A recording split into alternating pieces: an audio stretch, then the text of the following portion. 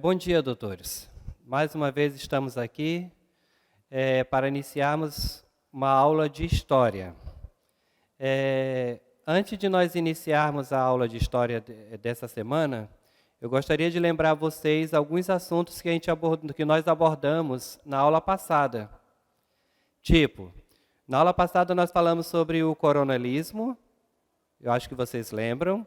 Nós falamos também sobre o voto de cabresto, aquele voto em que o empregado da fazenda era obrigado a votar na pessoa em que o coronel ou que o fazendeiro obrigava ele a votar.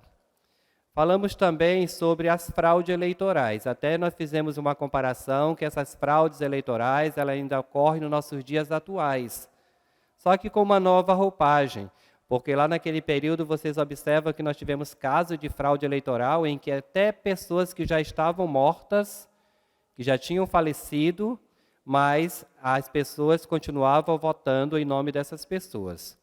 Então, dando continuidade ao nosso conteúdo, na página de número 297, acompanhe aí por favor, na página de número 297, nós vamos continuar falando sobre a história do Brasil no período república, quando nós deixamos de ser uma monarquia e passamos a ser uma república através de um golpe.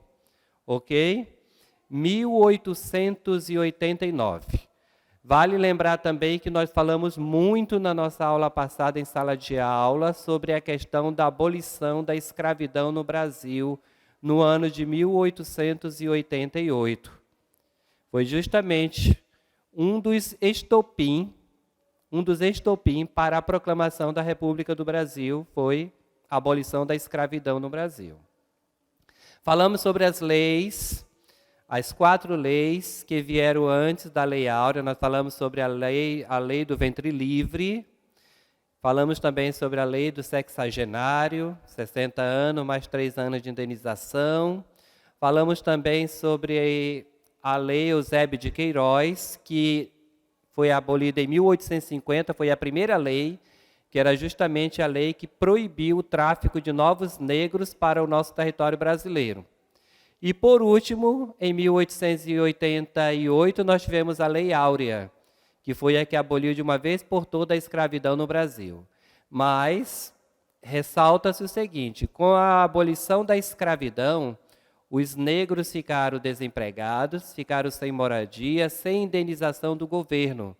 Isso criou o que nós estudamos nas sessões anteriores, as questões das favelas, das comunidades, bairros distantes, os subúrbios, bairros carentes, que até hoje nós temos no nosso país. Então, nós vamos entender o seguinte hoje. Com a saída da mão de obra escrava gratuita, os fazendeiros, os grandes cafeicultores, os donos de engenho, eles tiveram que encontrar uma nova mão de obra. E essa nova mão de obra, elas foram os imigrantes que vieram ao Brasil. Certo? Então, veja bem, o governo brasileiro fez uma propaganda de massa nos países europeus, principalmente na Itália e Alemanha, que estava passando por problemas cruciais. Fizeram essa propaganda de massa, mandaram panfletos para esses países, que foram distribuídos, e esses panfletos anunciavam empregos no Brasil, com direito à moradia e com direito à passagem de ida e volta. Tudo pago pelo governo brasileiro. Então, muitos imigrantes vieram ao Brasil nesse período tentar a sorte, ou mesmo atrás de uma condição financeira melhor. Vocês vão observar, nesse mapa que está exposto para vocês, nessa tabela, a quantidade de imigrantes que vieram para o Brasil entre o século XIX e o século XX. Você vai observar que, como nós éramos colônia de portugueses, a maior quantidade de imigrantes que vieram para o Brasil, claro que foi de Portugal. Depois nós tivemos, em 1836 a 1968, uma grande larva de italianos. Esses italianos, em especial, eles vieram para o estado de São Paulo. Eles vieram substituir a mão de obra escrava em São Paulo. Ou seja, o fazendeiro, aquele que era escravista, ele não quis continuar com a mão de obra do negro.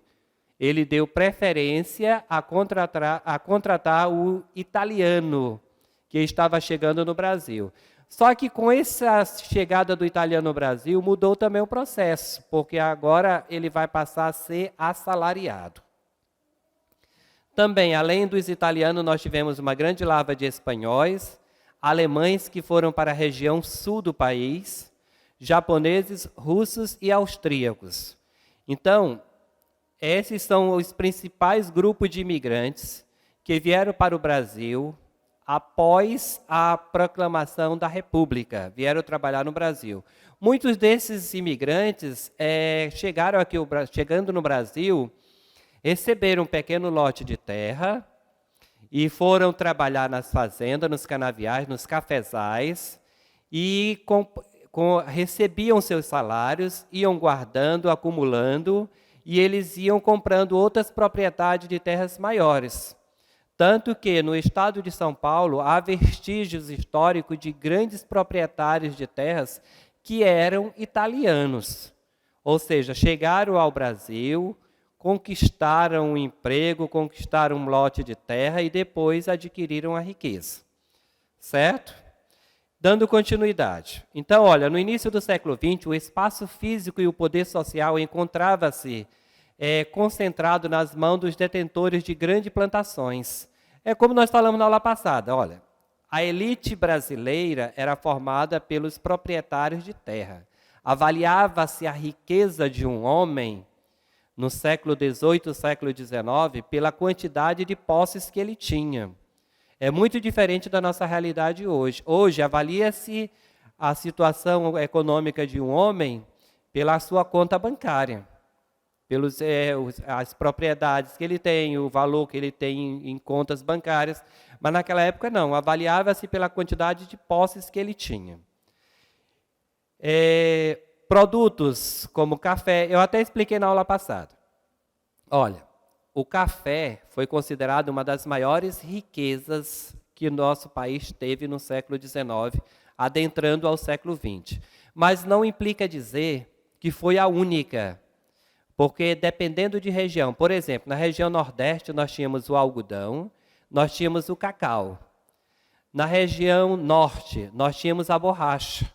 A nossa borracha, no estado do Amazonas e no estado do Acre, ela era extraída dos seringais e era enviada para os Estados Unidos, onde eles produziam os pneus de bicicletas. No primeiro momento era só pneu de bicicleta, depois, com o invento do carro, veio os pneus do carro. E na região Sudeste, nós tivemos uma grande lava do café, certo? E na região Sul, nós tivemos, além do café, nós tivemos também o fumo, que tinha uma grande produção na região sul do país. Você vai observar que esses produtos eram responsáveis por 85% da exportação do Brasil, certo? 85% de tudo que era produzido no nosso país servia de exportação. A economia brasileira, na virada do século, na passagem do século XIX para o século XX, a economia brasileira continuava a se apoiar principalmente nas atividades agroexportadoras. Olha, a nossa sociedade brasileira no período Primeira República, ou República Velha, ela vai ter dois contextos diferentes. Primeiro, no primeiro contexto, todas as nossas atividades estavam voltadas para o campo, para a vida no campo. Quando nós adentramos ao século XX, nós vamos sofrer uma mudança. A população que estava no campo, ela vai migrar agora para as grandes cidades. Isso devido ao quê? Devido ao processo de industrialização. Nós já estudamos em sala de aula a questão da industrialização. A primeira etapa da industrialização, ela ocorreu apenas dentro de um país que foi a Inglaterra. Foi justamente a mudança da manufatura para a maquinofatura.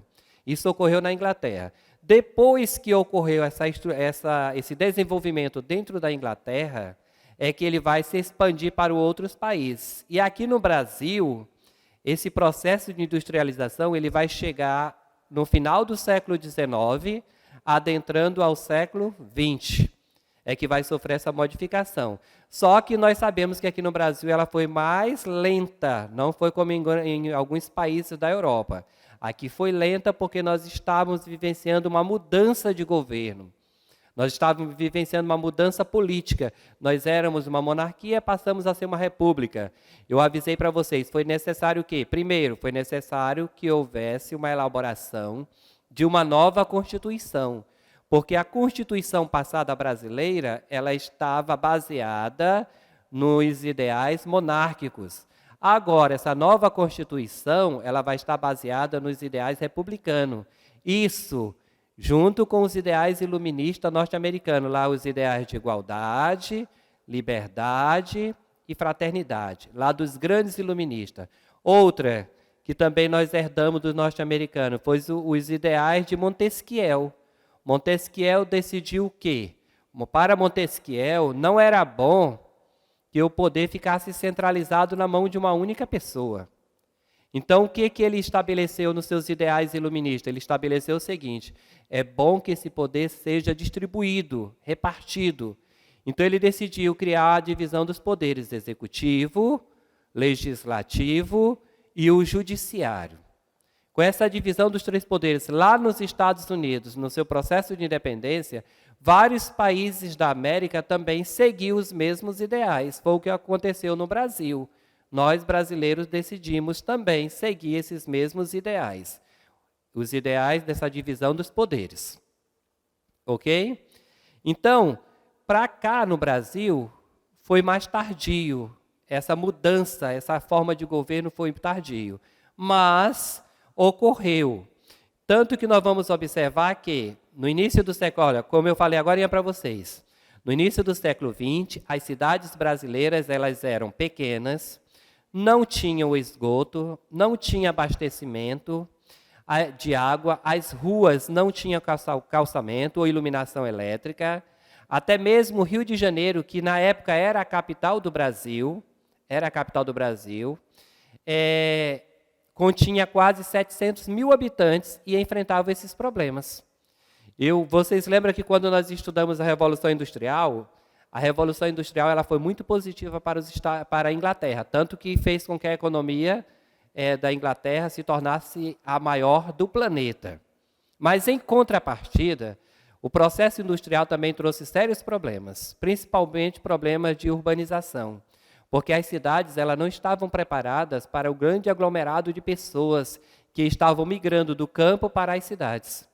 Não estavam preparados para receber essa larva de pessoas. Então, ocasionou vários problemas estruturais. A mesma situação vai ocorrer no Brasil. As cidades eram pequenas, as cidades não tinham capacidade para receber essa grande quantidade de pessoas que estavam migrando do campo para as cidades, o que gerou sérios problemas estruturais.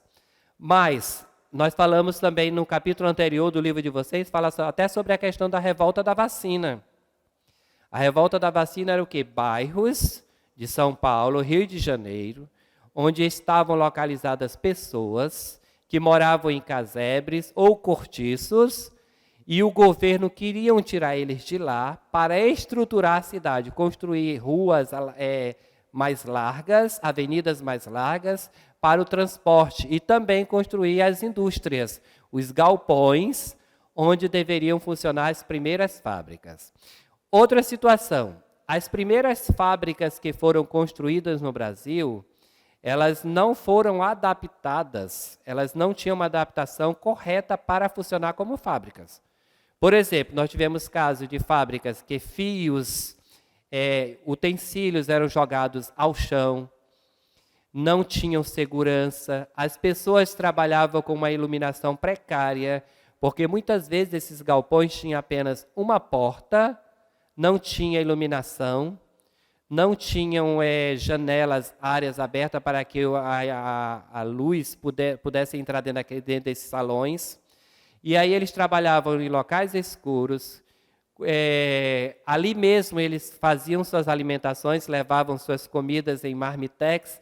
Ali mesmo eles se alimentavam, jogavam ao chão o resto de comida. Então a gente observa que não existia um preparo. Outra situação crucial também é a questão do banheiro. Era o único banheiro para homens, mulheres e crianças. Tivemos vários casos no Brasil de assédio sexuais dentro desses banheiros. Homens assediando as mulheres porque utilizavam o mesmo banheiro. As ruas, nesse período, elas eram o quê? Mal cheirosas e a população vivia principalmente em cortiço. Expliquei para vocês que o cortiço era uma área onde várias famílias compartilhavam o mesmo espaço. Eram quartos com o mesmo salão, onde ali naquele salão eles lavavam suas roupas, tomavam banho, usavam para recreação das crianças, e aí os quartos ficavam nas laterais. Esses eram os cortiços. Vale lembrar que essa mudança no Brasil, nesse processo de industrialização, ele não foi considerado como uma revolução, certo? O texto diz assim, apesar da abolição, as relações de trabalho continuaram a se basear na exploração dos trabalhadores. Por que exploração dos trabalhadores? Primeiro, não existia nessa época uma regulamentação nas jornadas de trabalho. Não é como hoje. Hoje, o trabalhador, por lei, tem que trabalhar 8 horas diárias. 8 horas. 4 horas, com intervalo de 2 horas, depois mais 4 horas. Agora, naquela época, não tinha, só tinha o horário para entrar na fábrica. O empregador estabelecia um horário para o trabalhador estar na fábrica, mas não estabelecia um horário para ele sair da fábrica. Dependendo da demanda de produção, o trabalhador trabalhava de 14, 15, 16 até 18 horas diárias. Isso é o quê? Uma exploração na jornada de trabalho. Outra, mulheres e crianças desempenhavam as mesmas atividades que os homens, mas ganhavam salários inferiores. A mulher e a criança ganhavam quase a metade do salário do homem. Então, exploração. Também continuou a dependência de mercados capitais estrangeiros. Ou seja, infelizmente, a maior parte dos nossos produtos produzidos aqui em nosso país ainda eram presos à produção de países que nós éramos dependentes. Vocês lembram? Olha, eu vou explicar uma situação aqui rapidinho para vocês. Quando a família real, em 1808, veio ao Brasil, foi necessário que a Inglaterra trouxessem eles, acompanhassem eles até o Brasil em segurança. Isso causou um processo de dependência. Nós passamos a ser dependentes da Inglaterra. O que foi feito em prol desse acordo? Trazer a família real para o Brasil em segurança. Em prol disso, nós tivemos que assinar um acordo com eles que todos os nossos produtos, a maior parte dos nossos produtos, deveriam ser comercializados com eles. Então, muitas vezes, até queríamos vender para outros países que ofereciam um valor maior, mas nós estávamos presos a pactos coloniais, a acordos comerciais com alguns países que fizeram com que nós ficássemos num processo de dependência financeira. Outra questão, as transformações políticas sem conturbação social. Nós tivemos várias revoltas no Brasil por causa dessas mudanças. Tanto que no capítulo seguinte nós vamos ver alguma dessas revoltas. Nós tivemos a revolta do contestado, nós tivemos a revolta de Canudo, nós tivemos a revolta da vacina, nós tivemos a revolta da chibata. Então são situações que nós vamos ver no próximo capítulo, que foram transformações políticas que prejudicaram o desenvolvimento do país. Quais foram as mudanças? No final do século XIX e início do século XX, nós tivemos algumas mudanças na nossa economia. Primeira, a expansão cafeicultora. Vale lembrar que, nessa época, no final do século XIX para o início do século XX, o Brasil era o maior produtor de café do mundo. Nós vamos perder esse estandarte mais tarde para outros países, a partir do século XX. E nós vamos perder. Mas até então, nós éramos os maiores produtores de café do mundo. Nós tivemos também o primeiro surto industrial. O primeiro surto industrial refere-se à questão a implantação das fábricas e o medo do trabalhador. Olha, Como ocorreu na Inglaterra, também ocorreu no Brasil. Houve um medo muito grande de deixar de ser artesão para passar a ser operário. O profissional, antigamente, ele era um artesão. Ele participava de toda a produção. Ele é que comprava a matéria-prima, ele é que produzia o artigo, ele é que vendia, e agora ele vai deixar todo esse processo e vai para a fábrica, onde ele vai ter uma função específica. Ele não é mais o artesão, agora ele é o operário da fábrica. Outra questão, os grandes cafezais, os canaviais trabalhavam com a mão de obra gratuita. Ou seja, o escravo, ele não recebia pelo trabalho. Agora tem uma nova mudança, porque agora o trabalhador, tanto dos canaviais, tanto dos cafezais ou da indústria, ele vai passar a ser assalariado. Outra, a imigração europeia. O Brasil tornou-se um mercado aberto para o mundo. Vários países do mundo decidiram comercializar, decidiram investir ou decidiram migrar para o nosso país. Vieram para o nosso país.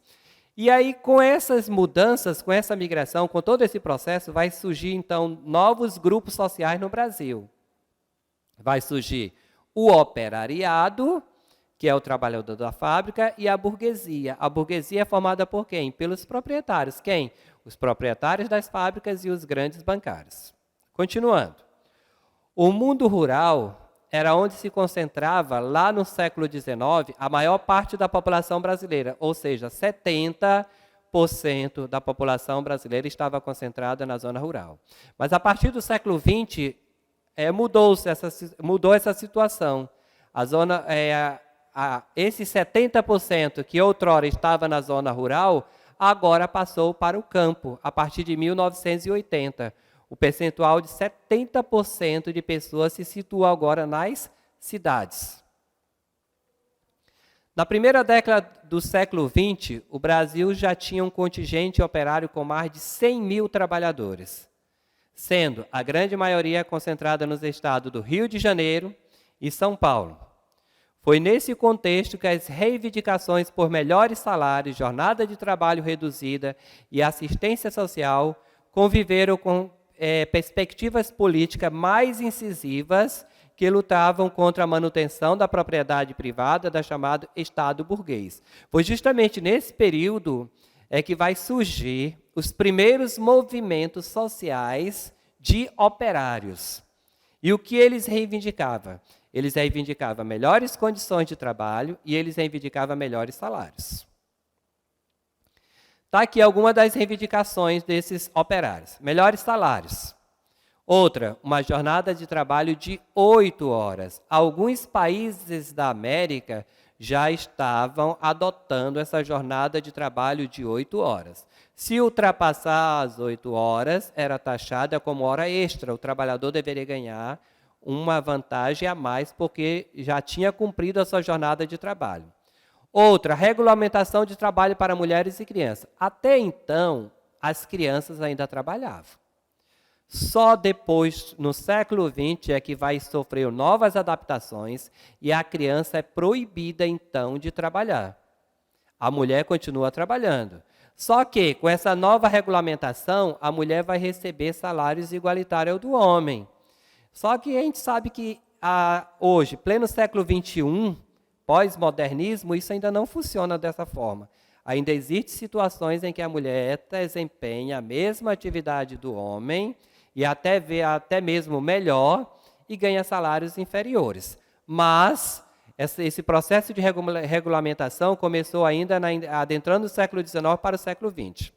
Outra, possibilidade de criar associações de trabalho. O que essas associações de trabalho? São os sindicatos. Estavam nascendo os sindicatos. Os sindicatos tinham a função de fazer o quê? Defender as causas do trabalhador das fábricas. Só que esses sindicatos, eles iam seguir algumas normas. No início, eram apenas associações e deveriam seguir algumas normas regulamentadas pelo governo. Hoje em dia, não. Os sindicatos, eles têm autonomias. Eles têm autonomias de defender. Naquela época, por exemplo, eu não podia fazer greve.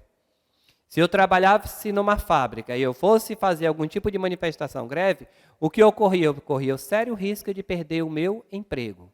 Hoje não. Hoje o trabalhador é assegurado pelo sindicato a se manifestar. Se ele não está satisfeito com o seu salário, com o local onde ele está trabalhando, ele pode reivindicar melhorias. E essas melhorias é assegurada pelo sindicato. Então, caros colegas, nesse primeiro momento, vocês vão observar esse capítulo, ele vai justamente trabalhar essa questão do imigrante. No nosso próximo encontro, ele já vai trabalhar sobre as revoltas. E eu vou até explicar para vocês na nossa próxima aula, qual é a diferença entre uma revolta e uma revolução. Porque fica essa questão na cabeça. Quando é que é uma revolução? Quando é que é uma revolta? Então, nas nossas próximas aulas eu vou explicar isso para vocês, a diferença entre uma revolta e as revoluções. E nós vamos observar quais foram as primeiras revoluções no Brasil, quando nós passamos a ser uma república. Lembrem-se, nós já tivemos revoltas no Brasil? Tivemos. Nós tivemos a Sabinada, tivemos a Cabanagem, tivemos a Inconfidência Mineira, então nós tivemos Farroupilhas. Todos esses movimentos foi antes da República. E agora nós vamos ver os movimentos sociais e as revoltas pós-República. Certo? Então, no nosso próximo capítulo. Então, eu gostaria que vocês, agora, pegassem a atividade da página 301 do livro de vocês e respondessem. Ok? Respondessem a atividade da página 301. Na terça-feira, eu também estarei mandando para vocês uma atividade em PDF no grupo. Essa atividade em PDF, vocês deverão respondê-la e enviar para mim, ok? Agora entendam, não é para enviar atividade no grupo.